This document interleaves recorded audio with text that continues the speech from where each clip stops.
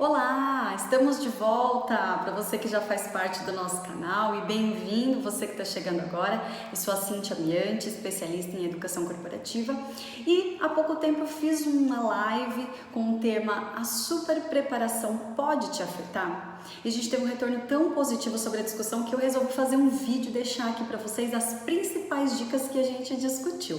Bom, nós estamos passando por uma pandemia, o Covid-19, e com isso a maior parte das pessoas está trabalhando de casa. Com isso, muita oferta de conteúdo apareceu, muitos cursos online, empresas disponibilizando aí conteúdos até de forma gratuita, para que a gente tivesse a oportunidade de se especializar estando em casa. Isso é muito positivo, mas será que com tanta opção ao nosso dispor é fácil escolher aquilo que eu devo acessar? E será que eu tenho a capacidade de acessar tudo que eu quero? Como que eu me organizo para conseguir estudar de uma maneira mais efetiva? Então nós vamos falar sobre dicas neste sentido.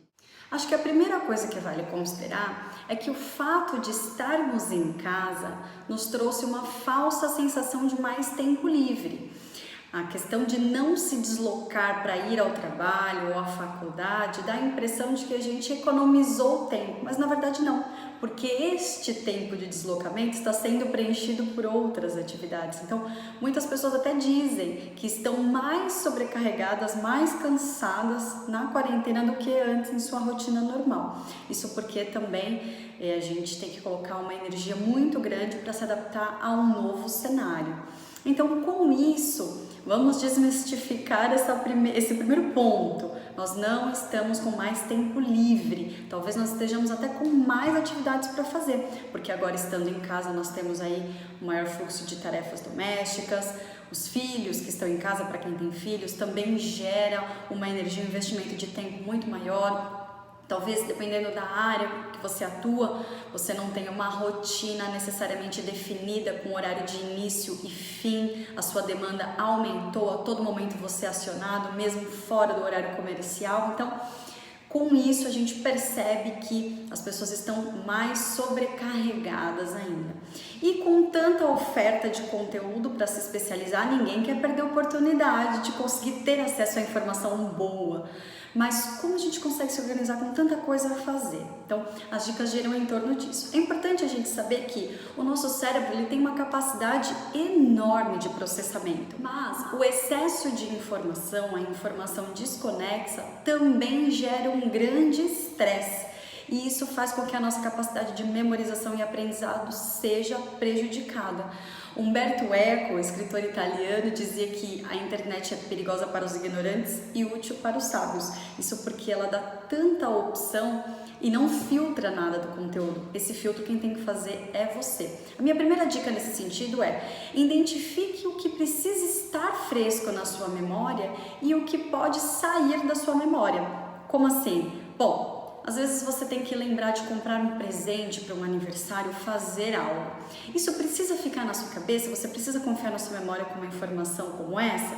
Isso vai te gerar um estresse, uma ansiedade que é desnecessário. Você pode, por exemplo, colocar um lembrete no seu celular, utilizar algum app de organização de tempo e rotina, escrever num papel, num post-it. Tire isso da sua memória se você não precisa ficar com aquilo fresco, gravado na sua memória. Coloque em alguma ferramenta para te ajudar a lembrar dessa informação que não precisa estar ali te causando um estresse mental. Quando a gente pensa sobre todos esses cenários, a gente se dá conta que o nosso desafio é grande. Mas calma, tem como lidar de uma forma mais tranquila com esse cenário. Vou trazer aqui para vocês 7 principais dicas que vão te ajudar nesse desafio. Então, para garantir que o seu aprendizado seja mais eficiente, a primeira dica é: separe tudo aquilo que você quer aprender em 3 classificações: útil, fútil e inútil. Pois é, o que cabe em tudo que é útil? Bom, aquilo que está ligado aos seus objetivos profissionais, pessoais, aquilo que está relacionado com o que você quer conquistar. Por exemplo, eu quero desenvolver o meu idioma, o inglês. Então, tudo que eu ver sobre aprender um idioma ou treinar o meu idioma cabe aqui na classificação de conteúdo útil. O segundo, conteúdo fútil. O que cabe aqui? Bom, aquilo que não necessariamente vai contribuir para o desenvolvimento dos seus objetivos, mas que te gera algum tipo de prazer, relaxamento, descontração. Pois é, esse tipo de conteúdo também é importante caber na tua rotina. O que não pode acontecer é ele tomar mais parte do seu tempo, da sua agenda, do que o conteúdo útil. E por último, o conteúdo inútil. Esse sim nem deveria existir na sua agenda. Pois é, ele deve ser eliminado ao máximo. É todo aquele tipo de conteúdo que, além de não acrescentar para os meus objetivos, ele também não gera descontração e relaxamento. Ele gera, na verdade, ansiedade e estresse. E aí cabe a você identificar o que cabe nessa classificação. Talvez as notícias, muitas notícias sobre a situação da pandemia te deixe ansioso, preocupado. Talvez ver discussões muito polêmicas nas redes sociais ou ter acesso a algum tipo de conteúdo específico te gera essa ansiedade, esse estresse e não te acrescenta em nada do que você tem como objetivo. Então, elimine isso o máximo da sua agenda. Segunda dica, então, para garantir que o seu aprendizado seja mais eficiente: escolha o conteúdo certo. O que você me diria se eu fizesse duas provas, uma delas português, outra matemática? Na de português eu tirei 10, na de matemática eu tirei 5. Você me diria para estudar qual conteúdo? Bom, eu passei a vida inteira acreditando que seria matemática, mas o livro Descubra os Seus Pontos Fortes traz uma teoria totalmente oposta a isso. Os autores acreditam que quando você identifica aquilo em que você realmente é bom e potencializa isso, você vai se destacar mais rapidamente. Você, claro, não pode deixar nesse exemplo de aprender matemática, mas a sugestão seria sair do que eles chamam de zona de prejuízo, ir para um equilíbrio, ou seja, aprender, me esforçar em matemática até onde aquilo vai me trazer uma estabilidade, mas focar muito mais naquilo que eu realmente sou boa para que eu consiga me destacar. Então, tente identificar em você o que te diferencia, o que você já é bom, quais são as suas competências. Se você tiver dificuldade de fazer essa leitura, essa identificação, a boa notícia é que você pode estudar. Esse livro, por exemplo, ele vem com um teste para que você avalie as suas potencialidades. Você pode buscar a ajuda de um profissional como um coach. Se você precisa melhorar o seu nível de autoconhecimento, você pode buscar até a ajuda de um psicólogo. Mas não deixe de descobrir as suas potencialidades, de desenvolver o seu autoconhecimento. Isso te ajuda em uma série de áreas da sua vida. Terceira dica para garantir que o seu aprendizado seja mais eficiente: filtre a informação que você vai consumir. Muito cuidado com fontes sensacionalistas. O ideal é que você sempre consulte mais de um ponto de vista, fontes diferentes, até para que você veja o comparativo entre elas e entenda diferentes visões. Quando você for estudar sobre um determinado tema, é importante que você saiba quem são as referências daquele tema, quais pessoas, quais instituições. É importante que você verifique as teorias em que aquela informação está baseada e procure sempre, priorize o conteúdo de instituições que são reconhecidas. Quarta dica: planeje sua rotina. Por mais que seja um desafio nesse momento ter uma rotina, é importante para que você se organize. É muito mais fácil com uma rotina, ainda que você precise fazer alguns ajustes e flexibilizar se não funcionar. Tudo bem, é importante que você veja o quanto você consegue ser produtivo dentro do que é a sua possibilidade hoje e alinhe a sua expectativa com a realidade. Às vezes a gente quer produzir muito mais do que é possível e fique atento. Isso pode ser um problema também. Existe um termo que é usado, principalmente na área de esportes, que é o overtraining. São aqueles atletas que acabam até se lesionando por conta de excesso de treino, de forçar muito o exercício ou fazer muito exercício.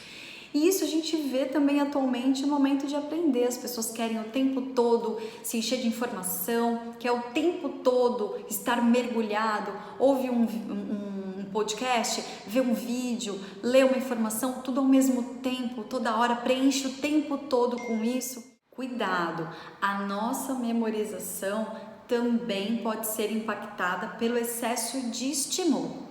Então é importante que você, dentro do seu planejamento da sua rotina, você consiga intercalar momentos de foco com momentos de descanso, até para que o seu cérebro tenha tempo de registrar toda a nova informação que ele está captando. Então faça um planejamento adequado com a sua realidade.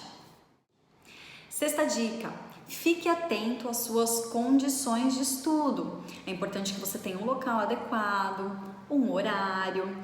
É importante que você também defina como você vai registrar aquele conteúdo, já que eu não preciso deixar tudo ali na memória.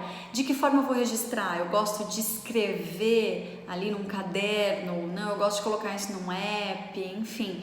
Procure a melhor forma para você, de acordo com o seu estilo de aprendizagem, e registre isso, até porque quando você precisar acessar essa informação lá na frente, você vai conseguir encontrar algum lugar e não vai ficar só confiando no poder da sua memória. O processo criativo, ele nem sempre é linear. Normalmente as ideias vêm de uma maneira desmembrada, desorganizada, e você precisa organizar a ideia central e fazendo subtópicos para ajudar na estruturação. Sétima e última dica: coloque em prática. Você já ouviu falar no conceito 70-20-10?